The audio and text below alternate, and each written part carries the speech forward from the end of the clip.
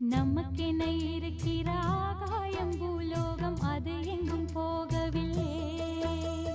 நதியுண்டு கடலுண்டு எல்லாமும் நம் சொந்தம் கலங்கிட